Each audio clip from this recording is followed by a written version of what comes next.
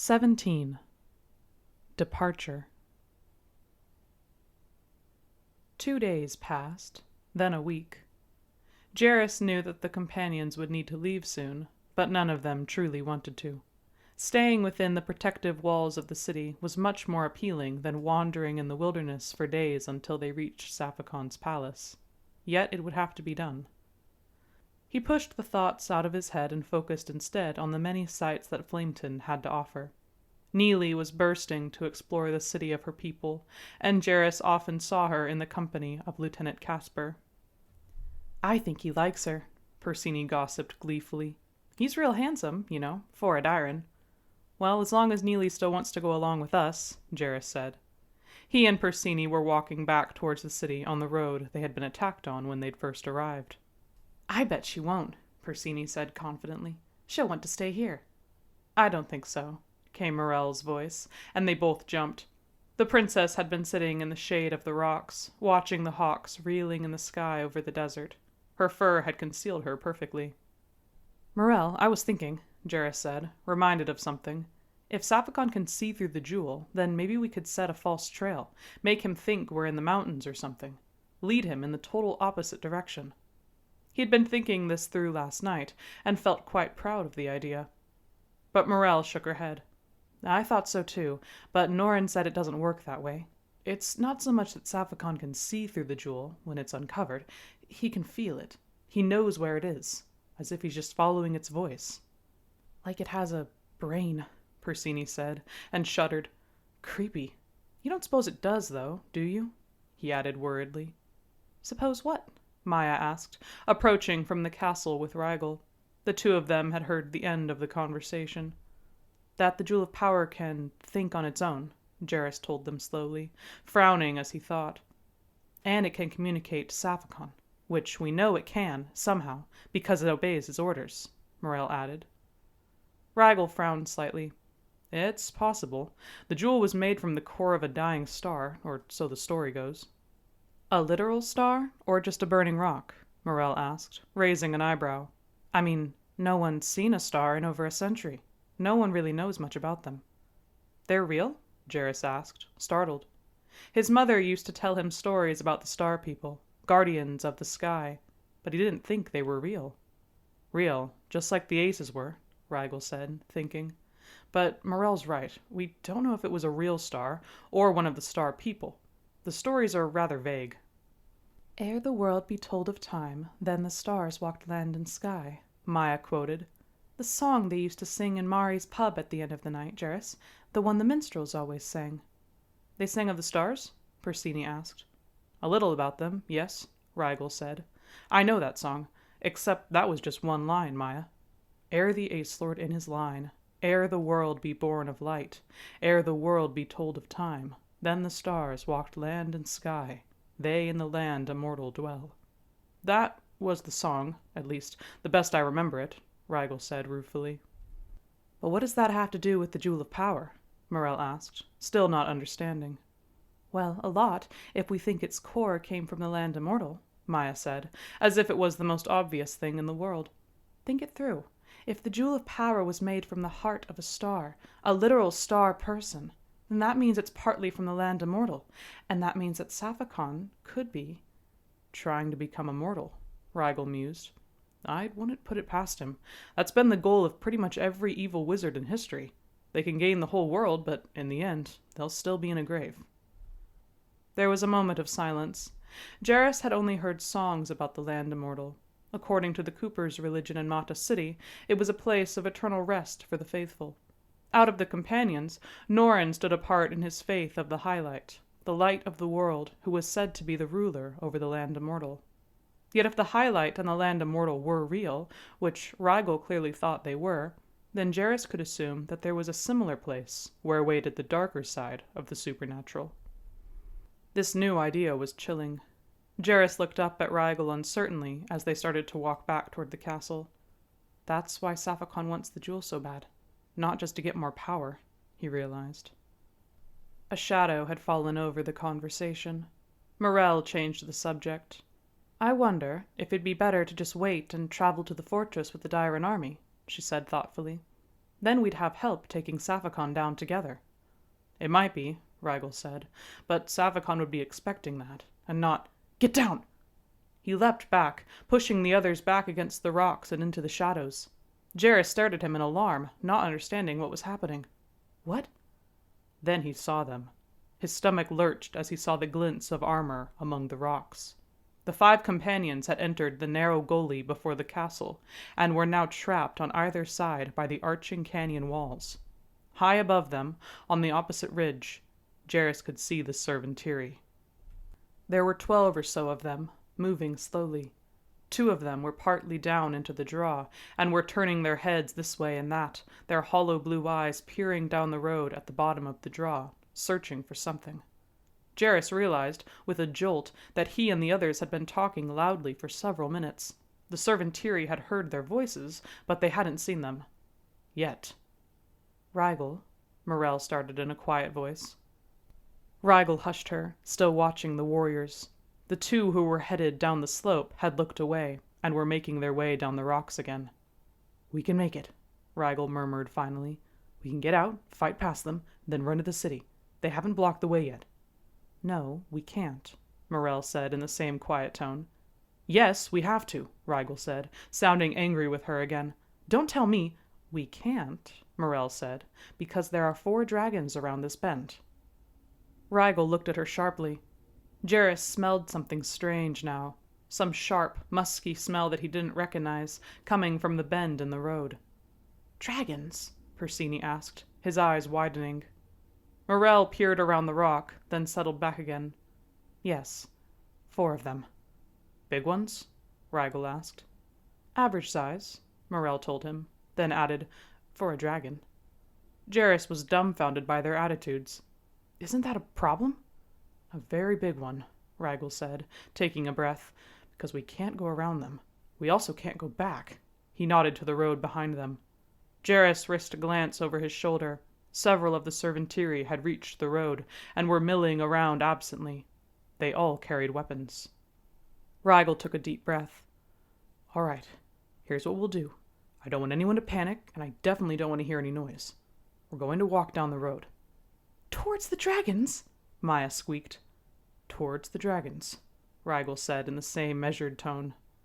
Jarrus had once had a dream that he had been caught doing something he shouldn't have, and had tried to run, but he hadn't been able to move. He felt quite a bit like that now. Every bit of him was screaming for him to flee, yet he knew that any sudden movement would catch the hollow eyes of the Servantiri. They edged along the canyon wall, keeping to the shadows. As they rounded the bend, the musky scent grew stronger. In another moment, they saw them. This breed was nothing like the elegant beasts Jarrus had seen drawings of back in Mata City. These dragons were large, wiry, looking very much like the spotted lizards Jarrus had seen in the desert. Except they were huge. The shoulder of the largest one was almost as tall as Rigel. They stood in a cluster, hissing, forked tongues whipping in and out of their jaws. Their huge wings, bat-like and plated with scales the color of the rocks, were folded on their backs. Their eyes were dark and beady, unintelligent and savage. "Garillian rockworm," Persini said, with the tone of one narrating a nature book. "Feisty ones, those dragons. Very far-sighted, though." "What?" Jarrus hissed to him, as the 5 of them all froze. One of the Servantiri had looked their way, but seeing nothing, it continued down the slope. "Very far-sighted," Persini said, his voice soft and vague with fright. "Can't see too well up close."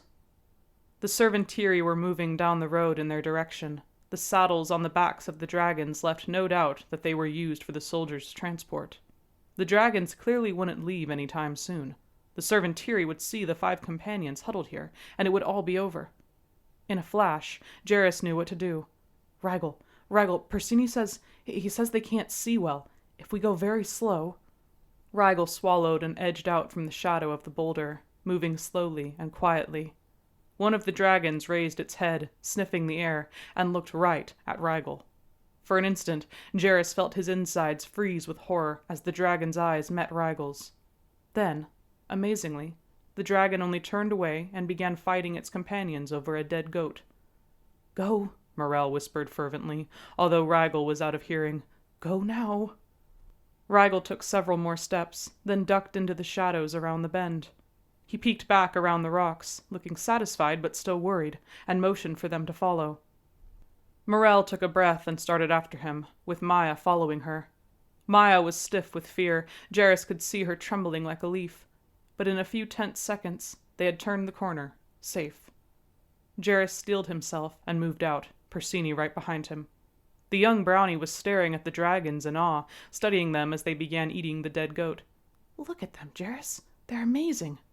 "Persini," Jarrus whispered in panic. One of the dragons had raised its head at the brownie's fervent voice and was moving towards them slowly. Jarrus froze, too terrified to move. The dragon walked right up to them, sniffing. Its large dark eyes, ideal for spotting prey from high in the air, were not as effective up close. It nosed Persini's head. The young brownie didn't move, trembling from both delight and terror. The dragon seemed to find nothing of interest in the scents, and turned back to its companions. Jarrus let out a long, slow breath, feeling about ready to faint. He and Persini stumbled the rest of the way to the others. "The blazes was that?" Morel snarled at Persini the moment he reached her, her fear making her angry. "You might have been killed. You stood there and just watched them." Persini pushed away, glancing back at the dragons, and then looked at his sister again and shrugged. "I'm fine. Those ones, they're a lot bigger than the little leaf dragons we have in the wood, Morel, and I think these ones are—" "The blazes they are!" Morel snapped. "Leaf dragons are the size of your finger." She took a breath. "Forget it. Let's go." "You like dragons?" Jarrus asked him as they moved down the road again. Persini looked over his shoulder. In the distance, the 4 dragons rose into the air, with the servantiri on their backs, and flew steadily east. "Those ones shouldn't be tamed. They belong out here. They're not meant to be ridden." He looked appalled at the nerve of Saphicon for taming and riding such dragons. "It almost ate you," Jarrus said. "No, she didn't," Persini said.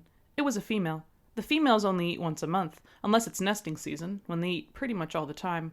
That's why it wasn't eating the goat with the others." Jarrus stared at him in disbelief, then shook his head, impressed despite himself. "Well, be glad you weren't the once-a-month occasion, then." By the time they reached Flameton, Morel's anger had faded at Persini, and she and Rigel explained the whole ordeal to Norin and King Makana. "Servantiri?" Makana repeated gravely. 10 or 12 of them, Rigel said, taking a breath. "Norin, they had dragons. Mounts." Norin shook his head, his face serious. "Well, we will have to watch out for that. But I cannot believe the servantiri would have left the area for good. They'll be back, in greater numbers. They can sense the jewel's presence." Makana nodded in agreement. "You must leave. You cannot stay in one place for long. They will know where you are. You must go, and quickly." The 8 companions packed their few supplies as quickly as they could, all of them sad and a little fearful of what lay ahead. The sun was low when they gathered outside the gates, all carrying their packs. Makana met them for a last word of advice. "Travel due west until you reach the Rumorin River. Then follow it south to Saphicon's fortress. I will ready my forces. The Dyrans will come and fight against Saphicon. I promise you that." He clasped Norin's hand. "Thank you, sire," Norin told him. Makana inclined his head slightly. "You may also meet an old ally on the road. His name's Larkin. You can trust him." He stepped back. "In the meantime, travel safe, be wary, and have hope. May the highlight guard your steps, company of the jewel." The companions voiced their thanks, then started down the road, heading west. The light from the setting sun shone in their faces as they left Flameton behind and began the second leg of their journey. 18. The Prince's Threat. The 8 companions headed due southwest, following the Rumorin River. For several hours, the terrain was barren and desolate. Towering spires of red rock stood like natural castles amid the canyon walls, the blue-green water completing the wild and lonesome scenery. Norin led them through the wasteland until, around dusk, the dark expanse of a dense wood stood out before them as the desert and wasteland faded away. The road became distinct again, winding along the Rumorin's banks through the darkening trees. They made camp that night in the shelter of the trees. The forest, unlike the wandering wood, had no name on the map. By morning, the sun barely reached through the moss-covered boughs to light their way. Ivy and brambles trailed across the path, catching Jarris's paws. "This hardly feels like a forest," Rigel remarked dryly when they stopped for a midday meal. "More like we're charging into a hedge." And so Hedgewood they called it from then on. Jarris followed Rigel, trying to walk where the tall warrior had crushed down the briars with his boots. "I thought it's supposed to get warmer the farther south you go," he said, as a cold breeze rippled through his fur. "Not here," Rigel said. "The desert is really the only warm part of Gayrile, but that's because the mountain ranges shelter it from the storms. The terrain will only get more rugged as we get close to the top storm." "And then we will have to fight," Morel said from behind them. She and Maya walked together.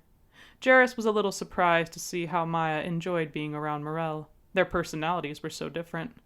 Still, he had noticed how Morel had picked up some of Maya's gentleness, in the same way Maya had picked up some of Morel's tough spirit. Besides, he was grateful to Morel. She could keep Maya safe better than he could if they ran into trouble. The thought reminded him of something. "Rigel, can you show me how to fight when we stop next? I'd feel more confident with some pointers." "You did pretty well when we fought the Servantiri," Rigel told him with a crooked grin. He had received a Dairon-made sword before leaving Flameton, which now hung at his side. "I know, but I froze up." Jarris swallowed, embarrassed for the way he had reacted. The killing of that first soldier had shocked him. The memory of the purple blood, the hollow eyes, still haunted his dreams. "That's pretty typical," Rigel admitted. "You won't get over that for a long time. Maybe that's a good thing.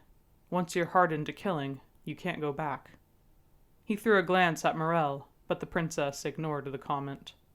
"I'd like to know how to fight too," Maya chimed in hopefully, "in case we're separated again, or if I'm captured by the Servantiri."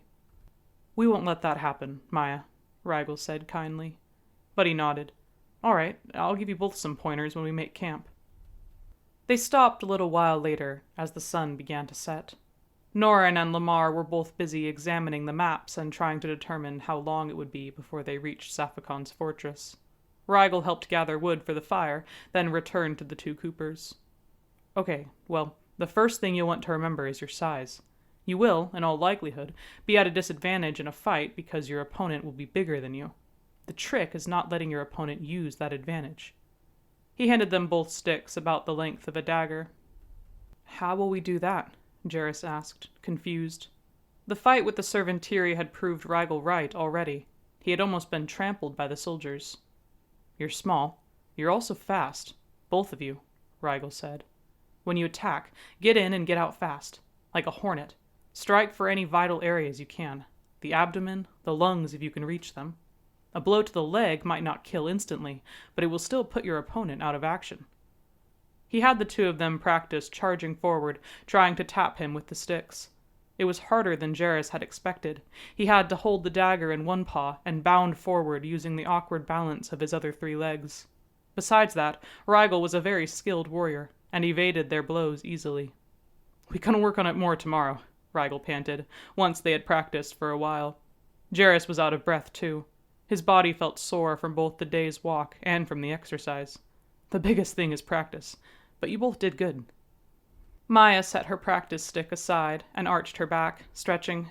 "It feels so awkward, fighting, like I'll trip over my own legs." "You'll do that a fair amount," Rigel said with a grin. "Oh yes," Norin called from the other side of camp. "You should have seen Rigel when he first started." There was a ripple of amusement around the listeners. "You fought Cato, did you not, Rigel?" Neely asked, interested. "Years ago, when Safakon sent the Hazes against Kersia?" "Well, I didn't do much," Rigel admitted. "I was very young and inexperienced." "You're not exactly ancient now," Morel said dryly, which made the others laugh again. She looked at Rigel curiously. "The Brownies only heard rumors of that battle. The Hazes, they were real, then? Were they like the Servantiri?" "Yes and no," Rigel said, his face thoughtful. "The Hazes were created from a spell that came from the jewel, as Norin and I guessed later. They were incomplete. They were men, enchanted and changed to look like wraiths, but they were impossible to kill, under Cato's power, that is. The Servantiri have whole forms, and while difficult to kill, they're mortal. His eyes were distant, reliving the memories. The Lisneys stopped the hazes, with help, Norrin said. It will be up to us to stop Saphicon. The chilly wind dissipated into the night as dawn came. The sun rose, bringing a slight warmth. Jarrus decided to be grateful for it. He moved to the front of the party, partly so he could see where they were going better, and partly because Maya was walking there, talking with Neely. "In the winter we do, yes," Maya was saying. "But the canals don't tend to freeze over. Salt water doesn't freeze over easily."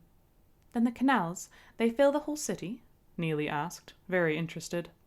"Yes, we have a whole network of them, as it were. That's how Mata City is such a successful trading port," Maya said, with a touch of pride. "Ingenious," Neely murmured, nodding thoughtfully. "But hard to maintain," Jarrus said from behind them. Maya noticed him and nodded to Neely with a grin. "Yes, we hire cleaners to maintain the canals, make sure the seawater doesn't erode the stone to the point of decay." "Well, and to get any trash out," Jarrus said, quite startled. The way Maya described it made it sound like an almost noble task. Not like it's a really fancy job or anything. "But it'd be important. Seawater can be very erosive," Neely said, her scaly face serious. "So that's an important job, Jarrus." "Well," Jarrus was quite flattered by this. He risked a glance at Maya. She was grinning. He took a breath and changed the subject. "So, do you guys have any idea who that Larkin person that Makana mentioned could be?" "No, I've been thinking about it, though," Maya said. "Perhaps he's another Dairon." "I figured all the Dairons live in the city," Jarrus said. "Not all of them," Neely said. "My parents and I didn't, and neither do the renegades." Jarrus looked at her, realizing he knew virtually nothing about Neely's past. "The renegades?" "Rebel Dairons, the ones who reject Makana's leadership. They roam all throughout the wilds of Gayrile," Neely said. She paused. "My parents, they were both ambassadors for the king, during a time when he tried to ally them with Flameton. But the renegades refused, and when my parents went to them with an escort, they saw it as an attack, and killed everyone, before asking any questions." Jarrus looked at her, his heart aching for the young Dairon.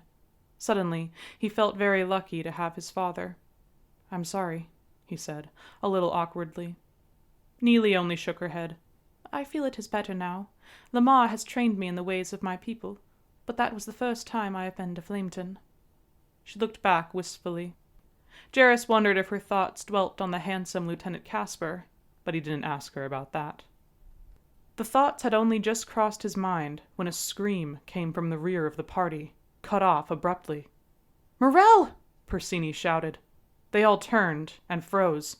Ragel drew his sword in a flash, but paused uncertainly. Norrin took a half-step forward. A ragged group of scowling ruffians and brownies in tarnished armor had crept soundlessly through the woods behind them. Now, a burly man held Morell off the ground, upside down by her ankles. Beside him stood a brownie with dark fur, holding a knife to Morell's back, a cruel and familiar smile on his face. "Make one more move, Norrin, and I sever her spine," Deathcap hissed. Norrin, who had started forward instantly with his staff raised, paused. Morell, swinging slightly upside down, clawed at the big man's hand. Finding no success, she began shouting at Deathcap. "Shut up!" Deathcap snarled at her, jabbing the flat of the blade into her back. Morell froze, her face livid. "Put her down, Deathcap," Norrin said quietly. "You won't gain anything by holding her hostage." "I'll be the judge of that," Deathcap snapped. He paused, composing himself. "Seems we are at an impasse, Norrin. Both of us want the jewel for our own reasons, and neither of us will last if the other has it. However, I know that you need the knife to destroy the jewel, which I still possess. Thus, I am willing to bargain." "I'm listening," Norrin said. His voice was still calm, but Jarrus could almost see his mind working rapidly to come up with a plan. Deathcap smiled. "I give you your princess. You all go your merry way, and you give me the jewel." His warriors shifted behind him, all grinning in cruel satisfaction, eager to attack. "Is that it?" Norrin murmured. "What do you plan to do with the jewel then, Deathcap?" Jarrus realized that Deathcap didn't know that Morel had the jewel herself at this very moment. He shot a quick look at the princess. Upside down, she seemed to be trying to reach her pocket. What was she thinking? If Deathcap realized he had the jewel in his grasp even now, but Norrin was stalling him, and Deathcap didn't even notice Morel. Deathcap laughed in answer to Norrin's question. "I will rule Gayryle, of course, as my people ought to have done for decades. Though I may not stop at Gayryle. Why not the mainland?" A light had lit in his eyes. "The Lisneys of the mainland. They will fall before me. The jewel and the knife. All I need is the ring." "I should have guessed," Norrin interrupted him midway through. "You know I will not agree to that.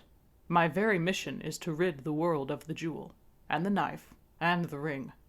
"Fool!" Deathcap spat. Morel squirmed from her upside-down position, but the guard held her tightly. "In that case, I will kill the princess. You are right. She has no further value to me." Jarrus stared in horror, not sure how they could possibly keep Morel alive and keep the jewel at the same time. That was when Morel squirmed again. She'd been straining to get her hand inside her pocket. Now she reached it, pulling the bundle free, ripping off the rags. "Esquire!" she screamed. There was a flash of blue light. The jewel glittered white-hot. The man holding Morel shrieked and dropped her. His hand had melted like wax. The strange feeling of intensity and darkness Jarrus had experienced in the library filled him again, this time accompanied with a fear. The fight had erupted. Deathcap was screaming orders. His warriors had charged. "Ventara!" Morel cried, and the jewel flashed again. A wall of fire erupted at the feet of the warriors. "Morel, give it to me!" Norrin shouted, and Morel handed him the jewel, confused for a moment. "We can fight them with it." "Saphacon will know," Norrin told her quickly, wrapping the jewel again. The ruffians and brownies eyed the firewall as the flames faded. Deathcap's eyes glowed through the flames as he watched them. "Someone has been studying jewel lore, has she?" he asked viciously, staring at Morel. "See what that brings about, little fool, and be grateful it isn't worse." The warriors lunged. Rigel decapitated one, then stepped back. There were many of them, too many for them to fight. Jarrus stepped into place beside Lamar, his dagger drawn, and slashed at a warrior. He missed, but the attacker jumped back at the sight of the blade. Between the steep embankment and the river, there was no other way for Deathcap's warriors to pursue the companions unless by the trail, so they had to fight. "Retreat slowly," Norrin told them. He and Rigel stood side by side, Rigel's sword streaked with blood. Neely sprang through the trees and over the heads of the warriors, her powerful wings beating the air. Fire licked along her fingers as she sent a blast of flame at the feet of the nearest warriors. Deathcap's soldiers staggered back, yelping and swatting at the flames that licked their clothes. The distraction was enough for the companions to retreat. Jarrus jogged after Maya and Persini, then paused, panting for air, uncertain. The path curved, then joined with the rocks. The river dropped down into a canyon, a channel of gray rock. The shallow water turned into a roiling stream of brown rapids. The path, which had been carved into the cliffside centuries before, led upward at an alarming angle, slick and crumbling. "Norrin?" Jarrus started uneasily, at a loss of what to do or where to go. They needed to go now, but this path looked dangerous. He saw Rigel slash at Deathcap, forcing the brownie prince back, but one of the other warriors cut sharply at Rigel's injured leg. Rigel stumbled, leaning heavily on his sword. Neely swept down between him and the oncoming soldiers, fire flashing in her palms. It was remarkable how such a quiet and gentle person could be so terrifying in battle. Jarrus saw Rigel stumble and made a decision. "Up the path. I'll be right behind you." Maya and Persini nodded, both of them looking scared. Jarrus bounded back towards the battle, drawing his knife and clutching it in his teeth. He nearly ran into Rigel, who was limping. The wound from the battle with the Servantiri had reopened, and blood wet his pant leg. "The knife, Jarrus! We need the knife!" Rigel panted. Jarrus turned. Deathcap stood behind the warriors, pacing down the line like a wolf. His fingers rested on the black hilt of the dagger at his belt. "Go up, Maya and Persini. he told Rigel, and bounded forward again. He had only taken a few steps when several things happened at once. Neely dove at Deathcap's troops, who fired a hail of arrows after her. Neely lurched mid-air and crashed into the thick woods of the hedge. There was a flash of green as Lamar charged at Deathcap's warriors. His shape flickered as he transformed into a huge green snake, hissing and poised to strike. In the same second, Rigel's shout of alarm cut through the air. "Norrin!" Jarrus whipped around to see what had happened. Rigel pointed across the river, his face white with terror. Jarrus followed his gaze and felt his heart stop. Across the river on the opposite bank, summoned by the jewel's power, pressing through the trees in ranks, the Servantiri had come. 19. Battle on the Banks. Deathcap froze, the knife of destruction half drawn in his hand, as he stared in shock at the Servantiri. There were close to 50 of them, staring across the river with their hollow blue eyes. Their gazes were fixed on the bundle in Morell's pocket. The sight of them sent chills down Jarrus's spine. He knew, even in his brief experience, that there were far too many to fight. They were drastically outnumbered. Norrin, who stood in the shallow water of the river, broke the silence. Blasting a ray of sparks at Deathcap's troops, he turned to Morell. "Go now, up the cliffs," he ordered. Morell, for once, didn't argue. She stared in shock and horror at the host of Servantiri. Jarrus stumbled towards Rigel, who had also started up the path. Then he turned back. "Wait, Neely!" Morell ran into him and pushed him forward. "Jarrus, go! They're coming!" "Neely's hurt!" Jarrus shouted at her, swatting her paws away. "I'll help her! You go, now!" Morell yelled at him, turning and jogging into the underbrush. Jarrus watched her for a moment, then ran up the path. He risked a glance across the river, some 20 yards away. In silent procession, the Servantiri stepped into the chest-high waters, swaying slightly with the current, but walking steadily towards them. Jarrus reached Maya and Persini, who had both stopped to stare in awe and terror at the Servantiri, who had by now reached the opposite bank. "Hurry, we've got to run," Jarrus stammered. Maya looked at him, wide-eyed as she remembered something. "Jarrus, did we get the knife? Where's Deathcap?" Jarrus turned. The shore behind them had erupted in chaos. Deathcap was shouting orders to his soldiers, most of whom had turned to flee at the sight of the Servantiri. The Brownie Prince had whipped out the knife and lowered it at the approaching warriors, shouting a spell. "Reortar!" he barked. The Servantiri stumbled as though hit with an invisible force. The spell didn't stop them for long, and they surged forward again, rising out of the river, dripping and glinting in the sunlight. Maya and Persini ran on up the treacherous trail, keeping their backs as close to the cliff wall as possible. Below them, the Rumorin churned gradually into a brown froth, a good 15-foot drop into the roiling water. The sight made Jarrus dizzy, and he fell back against the rock. Behind him, he saw Rigel limping up the path, gripping his sword. Behind Rigel, Morell and Neely had appeared. Neely was staggering after Morell. One of her wings trailed on the ground behind her, twisted at an odd angle. Norrin brought up the rear, covering their retreat. There was little need for this. Deathcap's warriors were now engaged in fighting the Servantiri. If they could slip away from the battle before the Servantiri defeated Deathcap... The thought had barely crossed Jarrus's mind when he saw Deathcap send a second blast at the Servantiri with the knife, then turn and shout at his warriors to retreat. The ruffians and brownies, already panicked and outnumbered by the Servantiri, needed little prompting, and fled back into the dense hedgewood.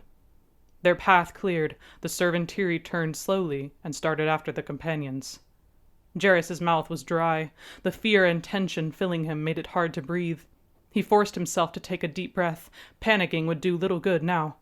"Okay, Maya, Persini, keep going up this path. Try to find us a hiding place or something. I'm going back to help Neely."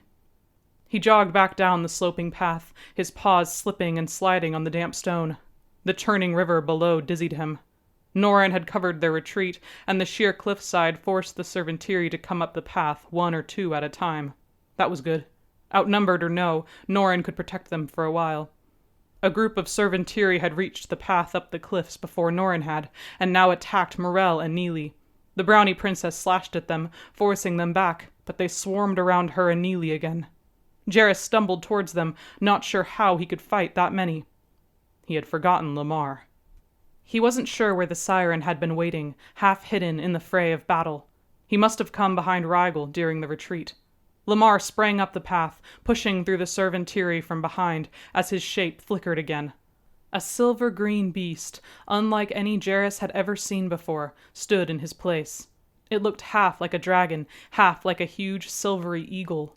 Its talons slashed at the startled servantiri, knocking 4 of them down into the rapids below. Purple-red blood churned in the brown water. "Up the path!" the beast ordered, though its voice was the voice of Lamar. Jarrus, still in awe, started back up the path, with Morel and Neely following. Neely sobbed hoarsely in pain and stumbled after them. Her balance had evidently been thrown off by her broken wing. They caught up to Rigel, who was bleeding from his leg, but seemed otherwise uninjured. "Are they coming after us?" Rigel asked immediately. "Yes, but they advance slowly. They can't all come at once," Morel panted. She leaned against the cliff wall, exhausted. Jarrus looked back towards the sounds of battle. Lamar had joined Norrin, and the 2 of them were effectively pressing the servantiri back down the cliff path. "I don't like this," Morel said, straightening again. "Too narrow, not enough room. If they come around the other side of this path, we'll be in a vice." "Then let's go," Rigel said, gripping his sword. He looked at Neely. "Can you keep going all right?" Neely took a shaking breath. "Yes, I can walk." They headed slowly up the rock path. Jarrus could see nothing of the battle behind them, and could only hear the crackle of Norrin's staff, or the strange snarls made by whatever creature Lamar had transformed into. He had noticed before that the servantiri made no sound while fighting. It did nothing to make them less terrifying, though. They had nearly reached the highest peak of the road, and the path had widened slightly, when a scream split the air in front of them. It was a scream Jarrus had heard before, a sound that punched any hope right out of him.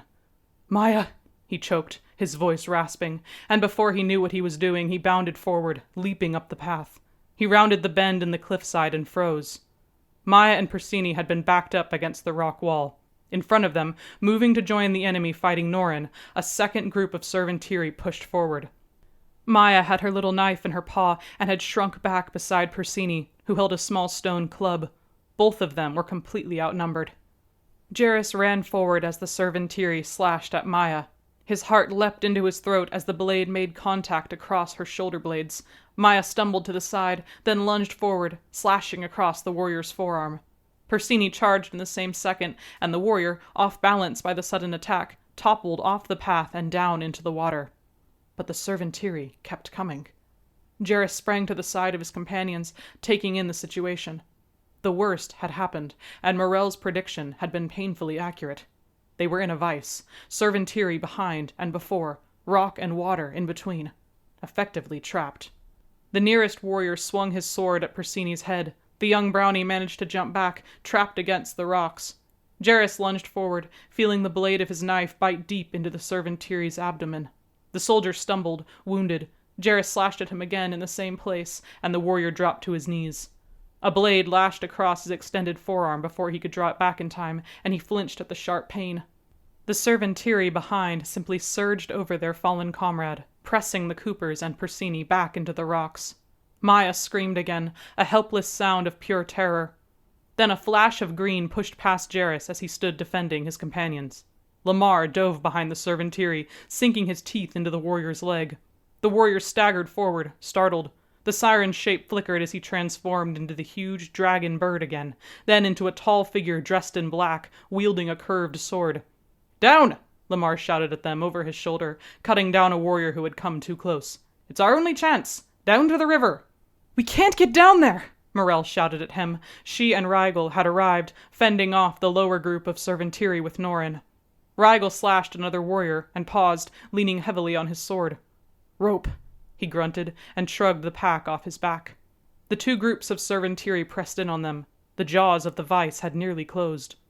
Rigel quickly pulled out a length of rope from the pack and slipped it around a solid rock outcrop that hung out from the cliffside. He shouted to Maya and Persini, who rushed to him. Rigel helped them climb carefully down the rope to the narrow bank of the river below. The servantiri had stepped away from Norrin's whirling sparks and the tall black warrior that was Lamar, hesitating. Neely made it down the rope. Morel shouted for Jarrus to go next. Jarrus had just turned towards Rigel when a group of Servantiri surged past Lamar, charging straight for Morel and Jarrus. Morel flung the broken spear at them, then raised her dagger. Jarrus shrank back, unable to move in terror as he watched the hollow, pitiless eyes fill with triumphant light. Then the black-cloaked figure swept between the Servantiri and Jarrus. The warrior form Lamar swung his sword, hewing off the arm of the closest warrior. "Go!" Lamar shouted again. A Servantiri sword caught him across the back, knocking him forward. It happened so fast Jarrus barely saw it, but it burned into his mind forever. Lamar straightened in the same second that the Servantiri ran the sword through him. The dark warrior vanished, and Jarrus only saw the siren, his teeth bared in pain and battle rage, before the Servantiri flung him from the cliffs, down into the roiling water of the Rumorin. Jarrus heard himself scream.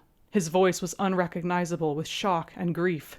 Norrin turned, blasting the Servantiri with sparks, and shouted at Morel to go. She still stood in her place, fending the warriors off with her dagger. Rigel was shouting something. Jarrus heard him say Lamar's name. "Jarrus, come on!" Rigel yelled at him. Jarrus staggered forward, finally able to find his voice. "Lamar!" he choked. "Neely has him," Rigel said. "Neely has him. He fell in the river. Let's go!" Morel and Norrin stood back to back. Rigel ordered her to run. "Not yet!" Jarrus heard her yell. "You go first. I'll be right behind you." Jarrus dropped down the rope, paw over paw, until he reached the wet rock below. Rigel slid down behind him, landing heavily on his injured leg. They both looked up, barely able to see the battle above. Norrin sent a pinwheel of sparks in a spinning arc that sent the nearest Servantiri up in flames. In the same moment, Morel pulled the jewel from her pocket and shouted a spell. As if made of wax on a hot day, the nearest ranks of Servantiri melted into the ground, their hollow eyes showing their surprise and confusion as they fell. Their comrades, unable to compete with the jewel's power, fled. Jarrus jogged beside Rigel along the edge of the river, following the current downstream. The brown water, flecked with white foam, churned past them, as though leading the way. The wet footprints of the other companions showed on the stone. Jarrus saw drops of blood scattered among them, and felt sick. "Lamar," he murmured again, and this time his voice was dull and heavy as a stone. They left the canyon behind and entered the hedgewood again. Jarrus saw the other 4 companions huddled on the bank in a grove of trees. A still form lay in the middle of them. He looked much smaller, lying there. Neely crouched over her mentor, helpless tears filling her eyes. Norrin rushed forward, giving orders. "Persini, the medicine bags. Fast.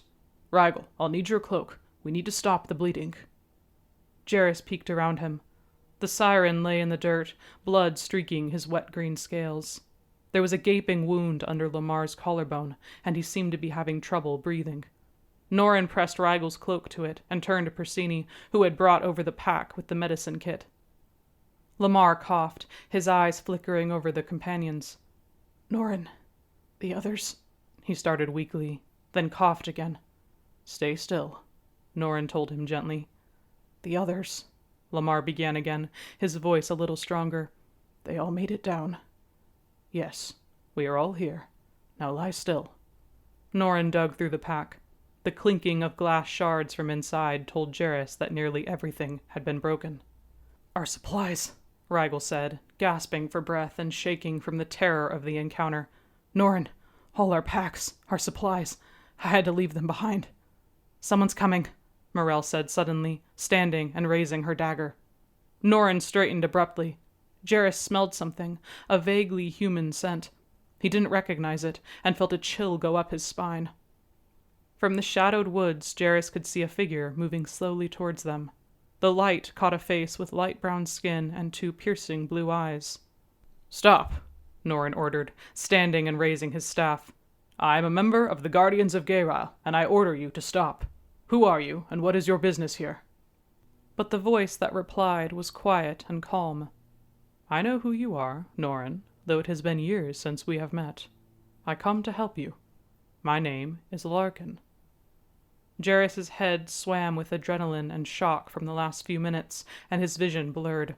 He saw the shadowy form of a slightly built stranger moving from the woods towards them just before the shock took over, and he sank into blackness.